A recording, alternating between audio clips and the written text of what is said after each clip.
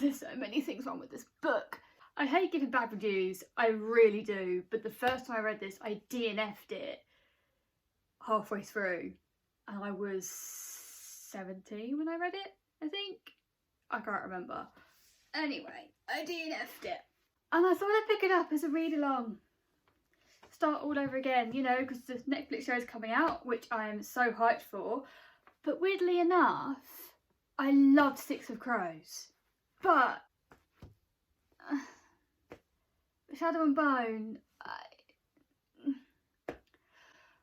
before I talk about the one good thing about this series, I want to mention the bad. Start with the bad, end on the good, right? I want to start off with the I'm not pretty but I actually am trope. Alina. Oh, fucking hell, Alina. I hate her. I really hate her. She's a whiny little fucking bitch that I just want to slap round her head. She's been pining after her best mate for God knows how long. Done nothing about it.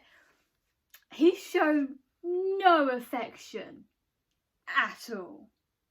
And then the ending of the book, I'm going to spoil with this one. Warning. The ending. Oh, you're now pretty. I'm going to pay attention. Oh, it really grinds my gears. Why can't people just write about a confident character who's not the prettiest girl in the fucking school or whatever, and she's just so confident and just sort of goes, someone goes, oh yeah, you're ugly, but it's like, yeah, that's your opinion. I don't give a shit about opinion. I think I'm stunning, and it's rocking it. I want a book about that. I don't want a book about somebody who's pining and moaning about her being ugly purely for the fact that she looks tired all the time. But the relationship thing in this, why? I'm all for a friends to lovers. Preferring enemies to lovers. It's like the Dark. But then the Darkling can fucking do better than Alina. I don't give a shit. She's too whiny. She doesn't take charge. He can just do better. And I'm available. Darkling.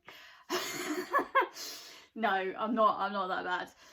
Just the end relationship, like the cloud is pulled back from the male's eyes, and he's like, you are pretty. Oh, I never realised that you were there until you were gone. Oh, everything that Alina did was just so whiny, so meh. And I understand you're at that sort of age as a teenager and you're just like whining all the time. Like, this is so unfair. Get over it.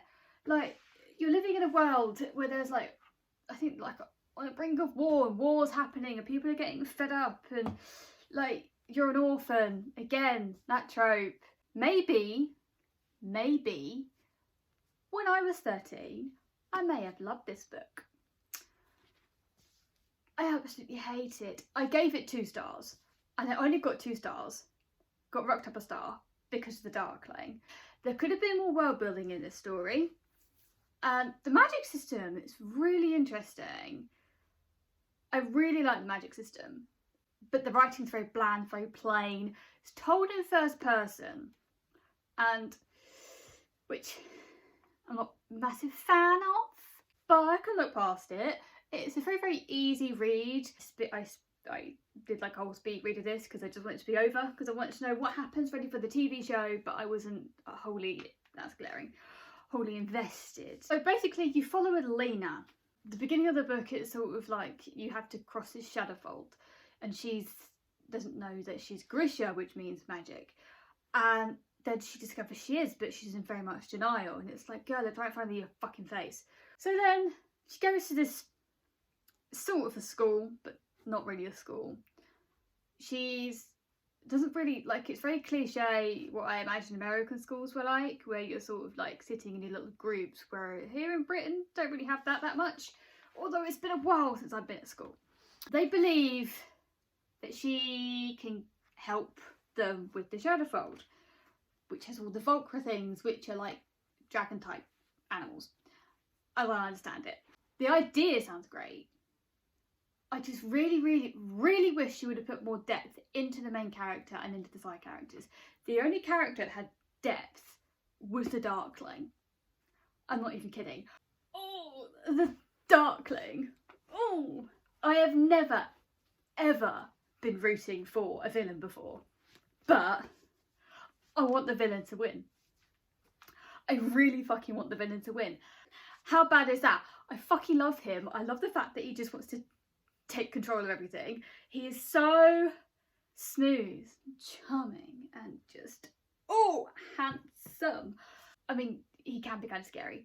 He could like cut people in half with his magic. He's an amplifier. And he has to name with the fucking Darkling, so this sort of giving it away. But he's the only one that I find interesting out of them all. Like the good one-liners. You and I are going to change the world.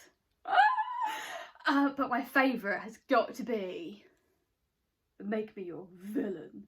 Love it. He's so down with it. It's like, you believe what you're going to believe. I will be your villain. And I'm really hoping she's going to put a spin on this and he's not actually going to be a proper villain. But I'm not holding hopes up for that because, again, it's like a middle grade book, basically. I'm going to keep reading this, mainly for the Darkling. I just felt there was more depth to the story. It's very short. The plot wasn't very engaging.